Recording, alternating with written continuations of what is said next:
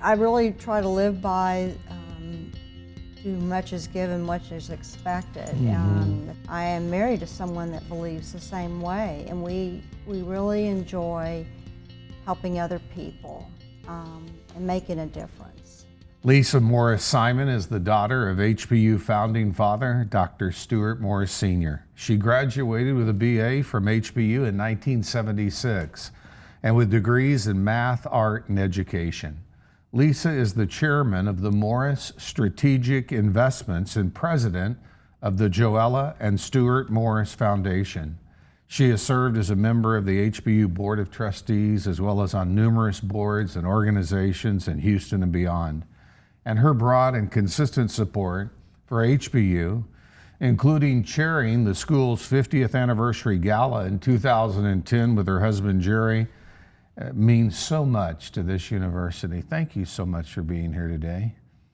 Thank you for inviting me. I mean, you obviously have taken such a great leadership role. I love to see a female in leadership making a difference. And obviously you come from a strong leader, Dad. In my family, you work till you die at your desk. So, I mean, so what drives you? Tell me. I really try to live by too much is given, much is expected. That's not an exact quote from the Bible, but it's the concept. And I am married to someone that believes the same way, and we really enjoy helping other people and making a difference. And I would say that's, at this stage in life, that's what drives me, or seeing in our business, to seeing the ones following me that are always so much, as my dad says, how I'm younger, smarter, and better looking, and they're all that, and they come up with concepts and visions that there's just no way I could do that. And I just kind of run behind and see what needs to be done that maybe wasn't thought of. And how did Jerry Simon and you come together as husband and wife? Well, my version, we met actually both working out at 5:30 in the morning at a health club. Cool. And I had been married, and I had divorced and had 2 teenage children. And so I was racing home every morning to get back to them.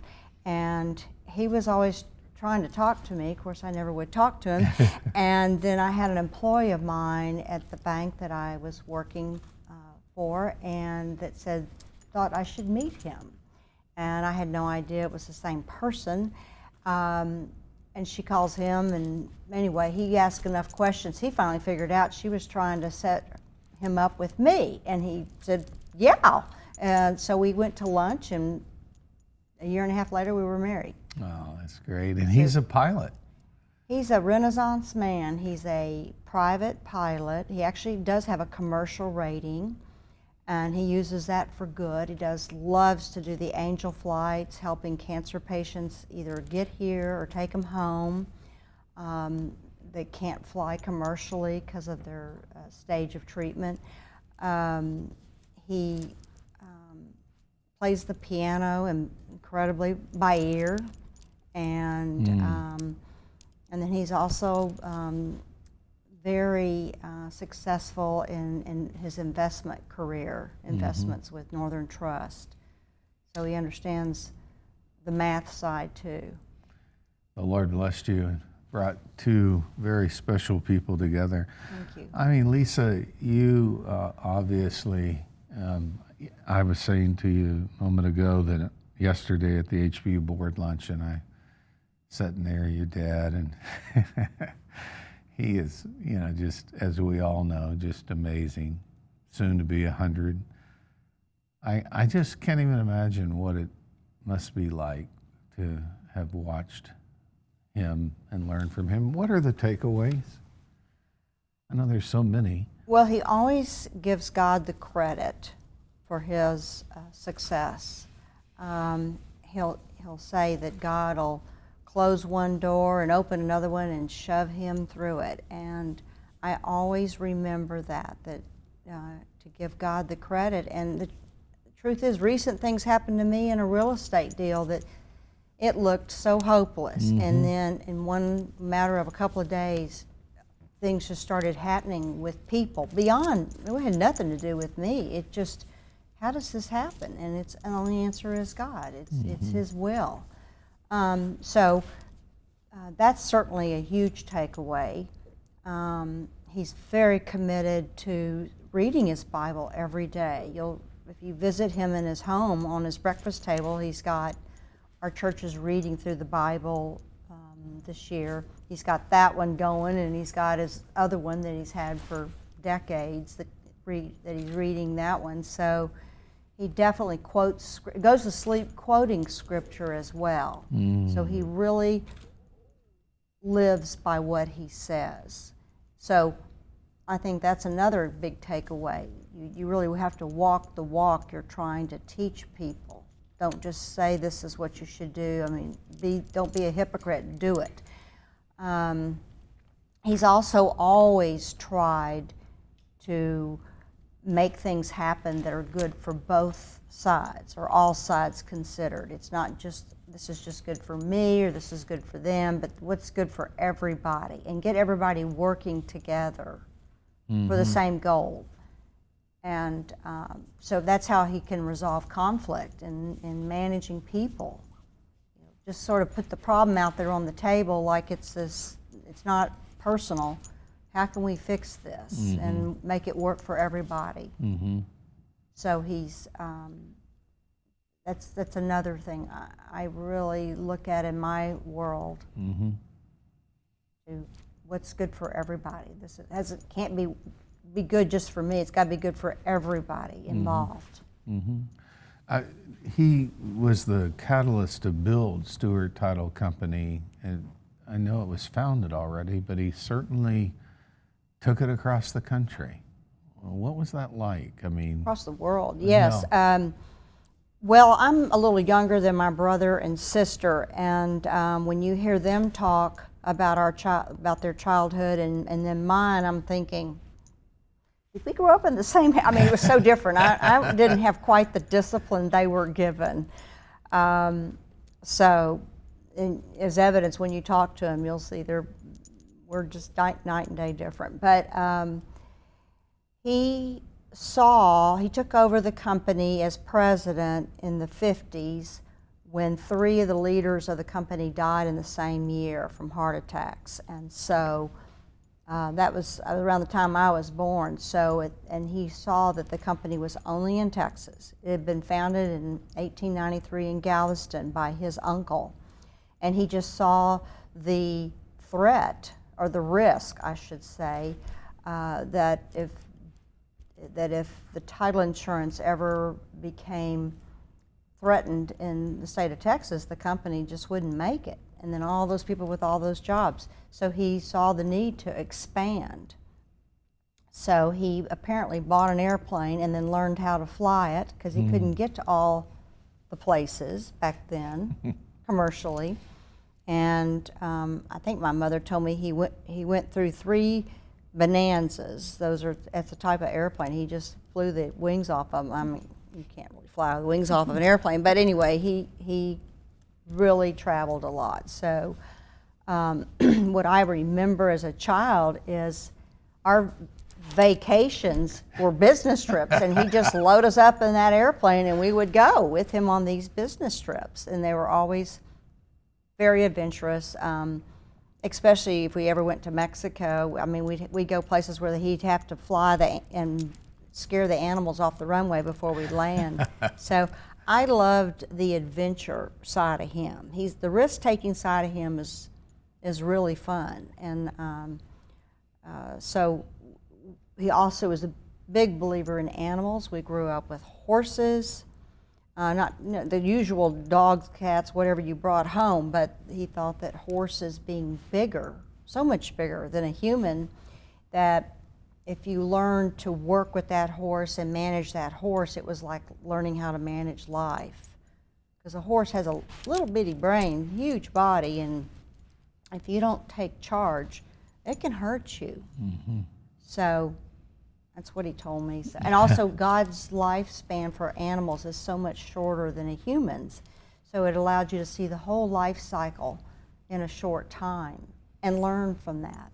So you both, and we're talking to Lisa Simon, who is the daughter of HBU founding father, Dr. Stewart Morris Sr. You both have a love for HBU, and there are many universities in the world, but there is one university that's near and dear to your heart, to the heart of your dad, Houston Baptist University. Why? well, you already know the story of him starting this. There was just nothing out here and back in the 50s, and there was a real need for a small private university and with a Christian basis that would be an opportunity for his own children and other people's, besides Rice University and University of Houston. And so another thing I grew up with was coming out here all the time. And how were you just a little tyke when you first came on the grounds? well, let me think. It was founded in 1950. I think we're about to come on 60 years, Yeah, right? 60 years, right. So I was born in 53, so... Yeah, so you were just a little girl. Yeah. So, And this was pasture land. I don't really remember that as Yeah. much, but I mean, I certainly remember for so many of these buildings were built. But go back to where you say, excuse me. Well, no, so I think it was just always such a focus of his, as his kind of his outside interest from the title company. And one thing about him, if you get him on board with you, he is not going to ever give up. He never believes in giving up unless he really feels like God's putting a lot of roadblocks in front of you. Mm-hmm. And you're really, it's just not God's will. But he never gives up. As you know, he's still hanging in here to what comes up with new ideas, as amazing as that is. So when it came time for me to look at colleges, I wanted to, of course, go away. Mm-hmm. And I did. I went to a school in Washington, D.C. Mm-hmm. And after about 1 year there, I thought, man alive, I want to get back to Texas. But actually I stayed 2 years and then came to University of Texas for 1 year, and it's so huge. I mean, when the history class had 700 or 800 people in it, and if you didn't get there 30 minutes early, I mean, you could hardly see the professor down there. And then I was majoring in math, and I'd go and talk to the math teacher. Just wasn't grasping some of these very high-level concepts that, as you're majoring in math, they make you prove like 2 + 2 = 4. And I thought, well, who cares? I mean, you know, it's like one of the rules. But anyway, they would just repeat the same thing they said in class, and so I expressed that to my dad, and he said, well, why don't you go look at HBU to finish your degree? Just please finish your degree. And I came here, it was so different because the small classes, which are much better for me, I get lost in a crowd, and the soul, it is the soul of this school. Then the teachers, the professors that work here really want to communicate and do the best for their students. It just, that personalization, that soul, it really helped me figure out what I wanted to do, that you don't get at a very large university. You know, I'm interested, you know, here we are on the eve of your dad's 100th birthday. And did you ever think your dad would live that long? Yes, because his sister lived 106, so he's trying to outlive her. He's a little competitive. No, you know, one of the notable things to me as I observe him is he's so emotionally touched by HBU still. Mm-hmm. And I've seen many times where, I mean, tears come to his eyes. And that speaks volumes to me. You know, I've been around a lot of leaders in my life, but you feel his heart. Mm-hmm. Has he always been like that? I'd say in the last oh, I don't know, 10, 20, time just goes on by, but he's definitely shows his emotion a lot more when he's really touched by things. And he's on such a different playing field than the rest of us, with all that wisdom and all that knowledge, and how he kind of sees things in a big picture way. And I think it draws on him emotionally things that he's either prayed about or he's just wants to see successful.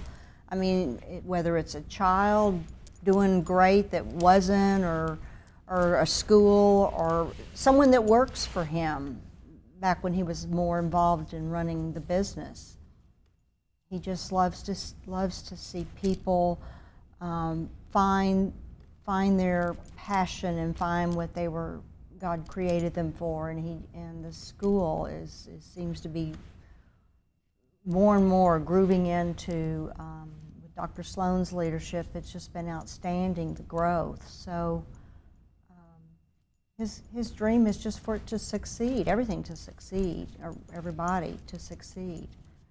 It is remarkable under Dr. Sloan's leadership how Houston Baptist University has moved forward.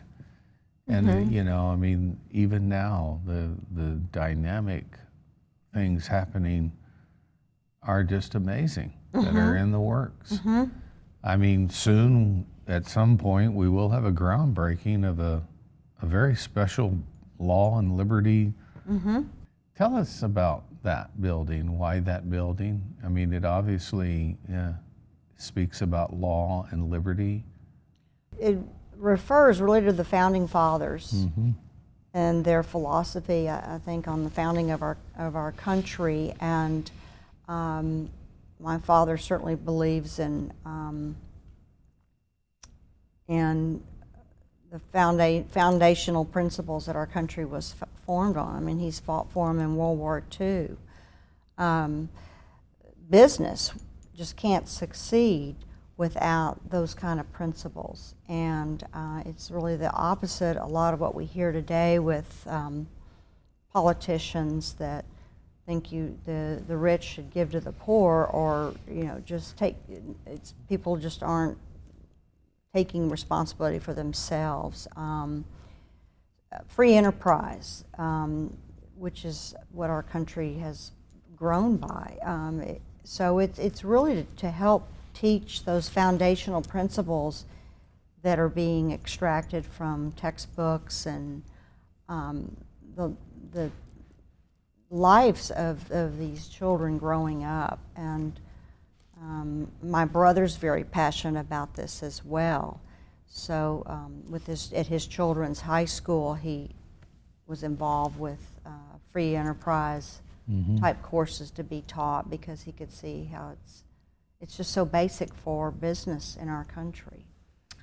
The whole issue of free enterprise and capitalism in America, achieving a dream, I mean, it's almost frightening to me when I listen to some of these politicians and their rendition of how America should be. And it brings us back to that fundamental question or statement of how important is the Christian university today? Because we see morals and we see a culture that's just degenerating. And what's your observation as you see the tremendous needs and realize what Houston Baptist University, because I've listened to student after student right here at this table tell me how this university brought them to faith in Christ or brought them to spiritual maturity, who are pursuing a variety of different academic fields. How important is it to you, the mission of HBU at this particular time in history? I think it's absolutely necessary to continue with our mission for a Christian education, because first of all, just to recognize that there is a higher power, or there is a God out there that has designed this world, designed each of us and given us a special purpose. And And I think that when people don't live by any kind of rules that have been set, such as the Ten Commandments, or God's, as the Bible will guide us through study, and they just sort of make it up as they go along, that's very, very harmful. I mean, it's dangerous, actually. And it's just, it won't work if we don't work together and have these basic moral principles that call us to work together and to live by truth. It's very important that we not be in this school to be questioning what our mission is. And it's going to get harder and harder. Yeah. Because as these ideas that are the opposite of ours come into power in our national government, that can force some change. And I think we have to all be on our knees praying for the right answer and make sure we keep our hearts clean and how to deal with these situations. I'm not sure how to respond to people that are thinking that I don't deserve what I have. That it was get, and that's just like, I haven't worked hard to the material things I have, but if they knew how much I give away, I mean, I doubt. But it's not to be publicly known. Right. So I try to just help people. I'm constantly helping people that I don't even know.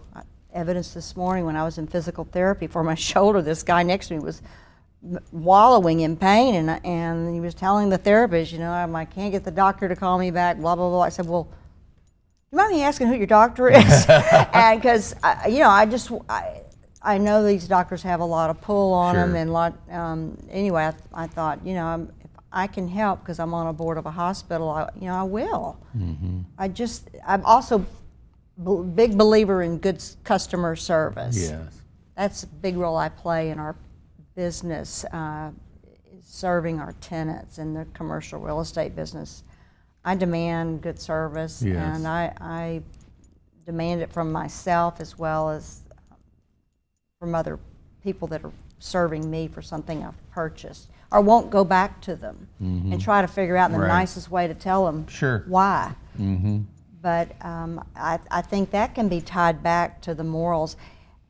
And the other big thing about children is when things are not taught in the home, they play these things out as they get to be adults. Sure. And I'm not sure you can fix the parents, but hopefully you can fix the children, or not fix them, but you know, just teach them. Yes. But when things are not taught at home, it's real hard to enforce things because it's just totally foreign to them. You know, Dr. Sloan has often referred to Christian universities that lost their spiritual compass in their journey. And it was your father, Stewart Morris Sr., one of the founding fathers of HBU, among other men, that adopted that confessional statement that HBU embraces without apology that Jesus Christ is Lord. And if you're going to be a faculty member here, you're going to proudly adhere to that. How does that make you feel, knowing that we're not wavering off? We haven't lost the path. In fact, with Dr. Sloan's leadership and the wonderful people helping him, the mission is steady. It's clear. It's clarion. How does that make you feel?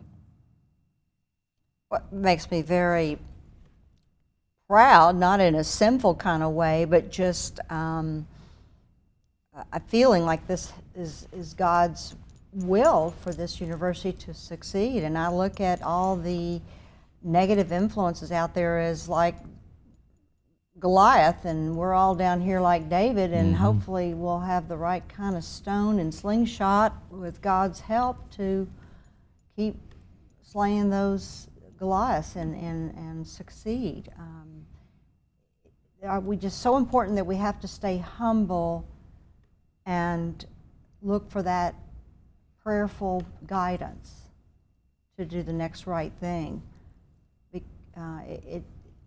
And I feel like good will overcome. I mean, there's been plenty of people that died for that, and I think it's not worth sacrificing your own morals. They're not really your morals if you're not willing to fight for them, in my opinion. Yeah, I totally agree. Lisa Morris Simon is the daughter of HBU founding father, Dr. Stewart Morris Sr. You've served on the Board of Trustees and so many other boards in Houston and beyond. You're the chairman of the Morris Strategic Investments and president of the Joella and Stewart Morris Foundation. You keep a busy slate, don't you? Well, I kind of look at myself as being like one of those kind of hunting dogs that if I don't have a job in front of me, I'll just go out in the backyard and dig a hole. I mean, I really am. I I'm need kind of it. like that. I love projects, and I look for that in my office now. I've sort of been instructed by my son that it's time for me to sort of let him be the president, and for me to quit trying to make decisions. But so I'm just there as a resource, and we have a very small office. We have just 4 full-time employees, so actually 5. My sister, but she's not in the office there, and to manage the portfolio that we have, and the foundation as well, which is not a big strain on us because it only gives to 5 entities. So. We mainly are running the commercial real estate business, and I'm on other boards in Houston, and I just enjoy it. When I just recently had this shoulder surgery, and I was forced to stay home because you're not supposed to drive while you're taking some of this medication, and I just found myself shopping more online, just not doing good, not good. So I'm much better out, and as long as people want me on their boards or helping with whatever their cause is as something that I can support and believe in, I will do it. Well, Lisa, you're a gift to HBU, and we're grateful so much for you and Jerry, your husband. Those are incredible flights, and my son has told me about you and Jerry, and of course your dad and your mom, a great family. It's just, everybody knows that we stand back in awe that God has used the Morris family in such a singular way. So keep on keeping on, and thank you for sharing your life with us today. Thank you. I'm very thankful to HBU for giving me a degree.